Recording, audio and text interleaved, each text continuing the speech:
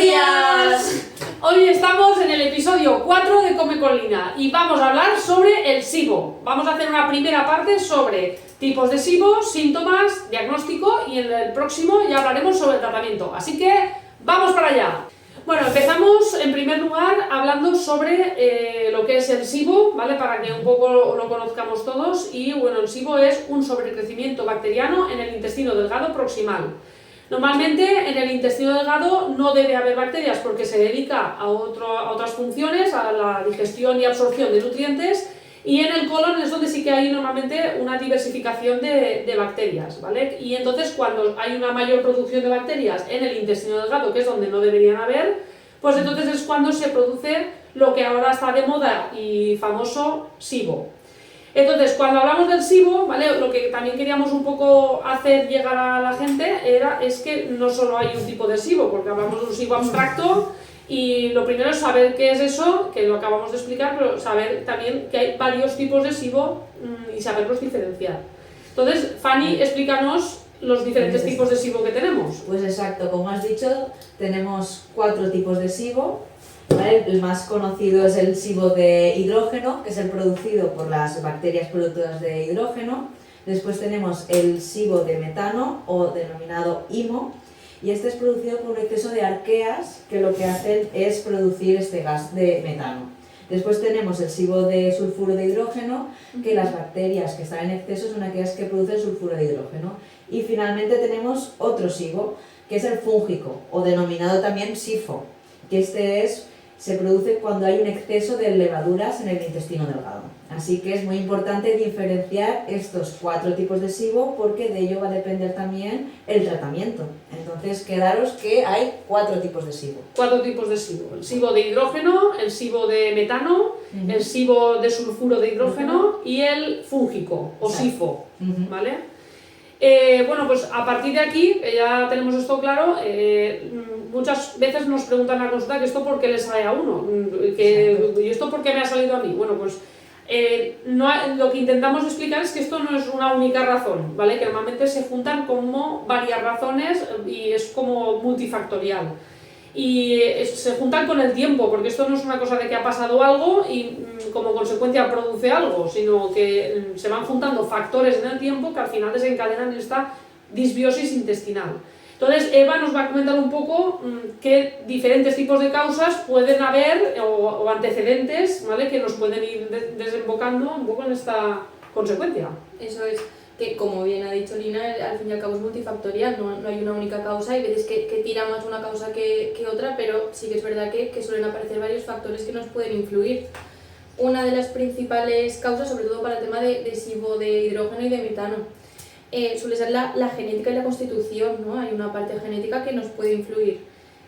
Otra de las causas pues también puede ser un uso crónico de inhibidores de la bomba de protones, el omeprazol. El famoso omeprazol, ¿no? Que hay quien lo tiene crónico en el tiempo. Eso es, que no es un protector de estómago como tenemos un poco siempre pensado y al fin y al cabo a veces lo utilizamos con el desconocimiento y hay que tener en cuenta pues un poco que puede ser un factor, ¿no?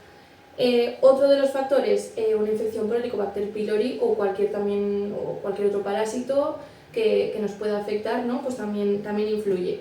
El uso de antibióticos también puede influir. Que suele ir también asociado a una falta de toma de probióticos en muchas ocasiones. Eso es, es decir, que hay veces que tomamos un antibiótico y no tomamos un probiótico para regenerar esa microbiota y nos puede afectar.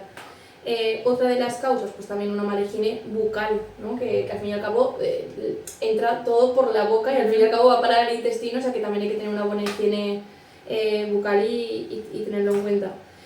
También los hábitos alimentarios, pues también hay que tenerlos en cuenta, pues el abuso de ultraprocesados, de bollería industrial, de alcohol, o sea que también es necesario tener una buena alimentación, ¿no? y tener en cuenta que nos puede influir.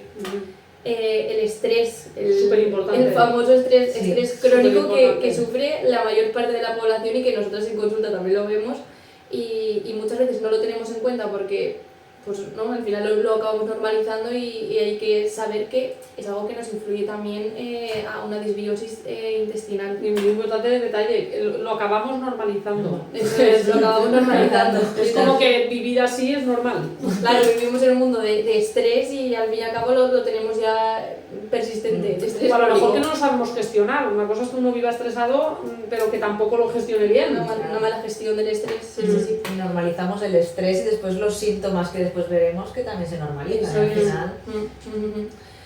Luego también enfermedades tipo el hipotiroidismo, alteraciones de la tiroides, pues también es algo que puede influir. El tabaco, el tabaquismo también, intoxicaciones por cualquier alimento, Una celiaquía una incluso. celiaquía también, sobre todo celiaquías No que no se saben, diagnosticadas.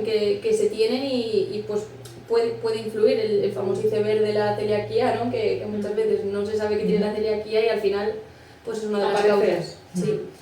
O Luego, por ejemplo, lo de las mujeres, ¿no? El tema de la la endometriosis, endometriosis también suele ser un antecedente. Ujú. También.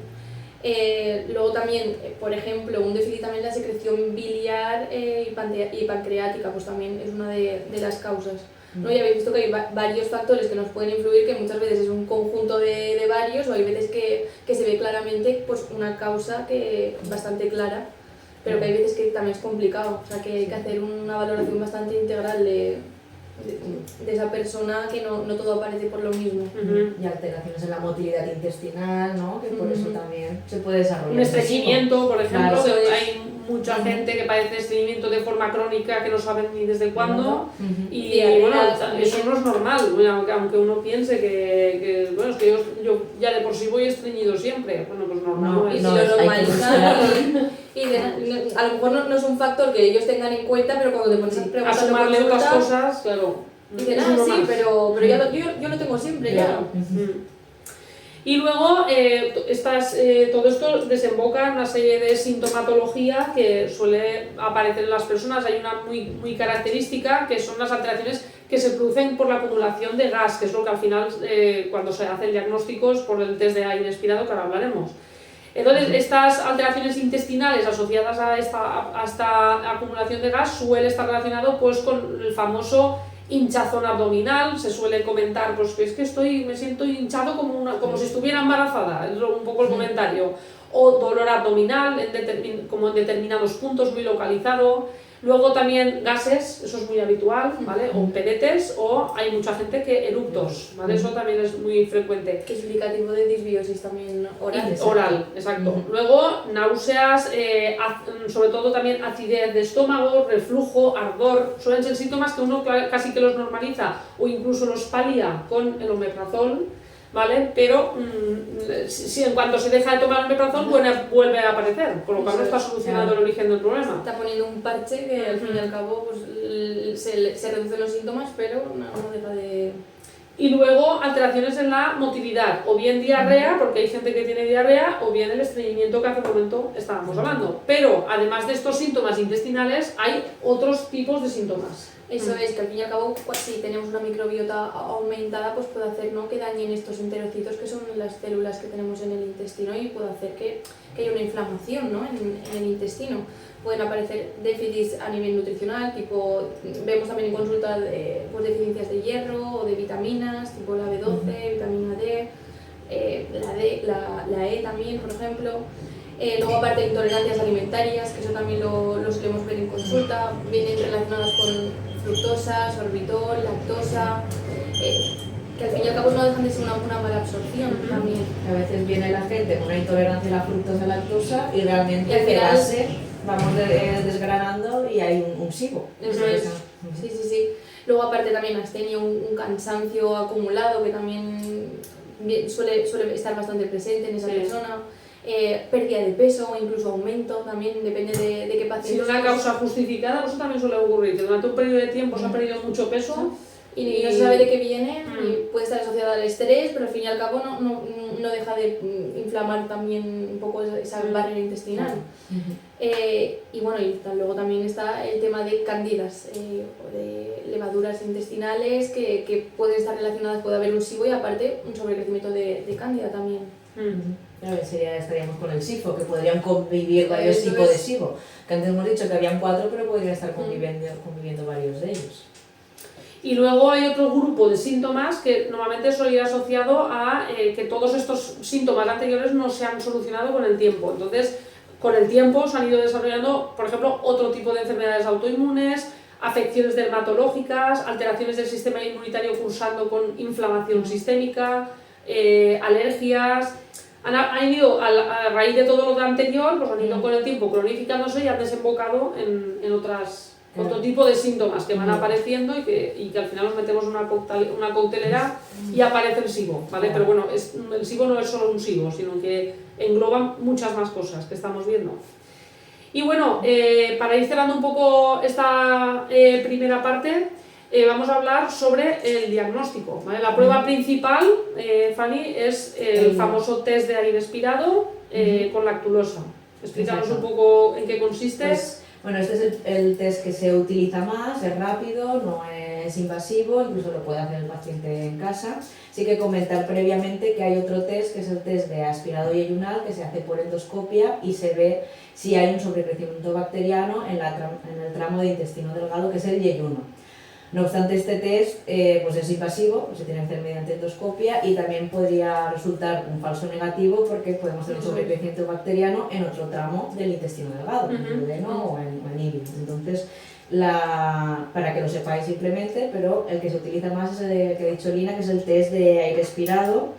¿Y este cómo se hace? Pues se toma una solución de lactulosa o lactitol, ¿vale? Esta solución la tomamos y la prueba dura 3-4 horas y cada 25 minutos vamos soplando en unos tubitos y ahí se va recogiendo la cantidad de hidrógeno y de metano que vamos expirando, porque las bacterias, este sobrecrecimiento bacteriano que tenemos, lo que hace es que utilizan este lactulosa y lactitol para fermentarlo y esto pasa a la sangre y de ahí a los pulmones y exhalamos este hidrógeno o metano. Muy bien.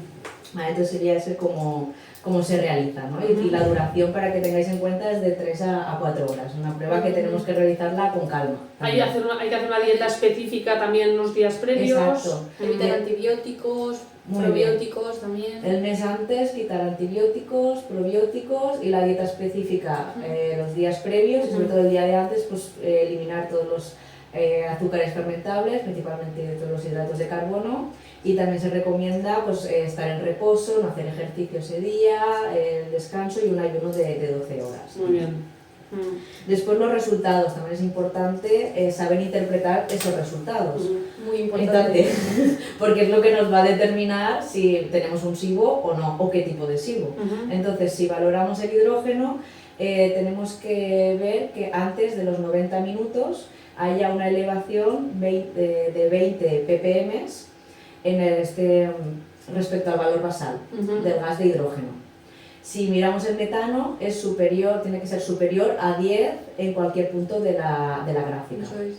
Entonces a veces podemos encontrarnos a alguien que tiene un valor de hidrógeno superior a 20 ppm por encima del valor basal y también puede tener un valor de metano por encima de 10, perdón. Entonces ahí tendríamos Usarían un SIBO, los dos. claro, los dos puntos. Después también hay otra... El SIBO sulfuro, ¿no? Exacto, tenemos el SIBO que es muy sulfuro, característico. que ahí podríamos, si miramos la gráfica, sería una gráfica negativa. Pero ojo, siempre que hagamos este tipo de pruebas tenemos que valorar los síntomas. Entonces, si tenemos una gráfica negativa y presencia durante la prueba de síntomas que antes ha comentado Lina, pues, meteorismo, hinchazón, diarreas, todo esto se tiene que registrar porque ahí posiblemente haya un SIBO de sulfuro escondido. Muy bien. Y requiere un tratamiento específico. Exacto. Bueno, pues hemos... ¿Queda alguna cosa en el tintero por finalizar? Yo creo que para esta primera parte, Esta ¿no? primera parte. Cerramos la primera parte del SIBO. El próximo mes continuaremos con el tratamiento nutricional y el resto también, el abordaje integral que implica también esta disbiosis intestinal, que no solo es el abordaje nutricional, sino que hay otros pilares fundamentales y lo comentaremos en el próximo vídeo. Así que os esperamos en el próximo podcast, episodio 5.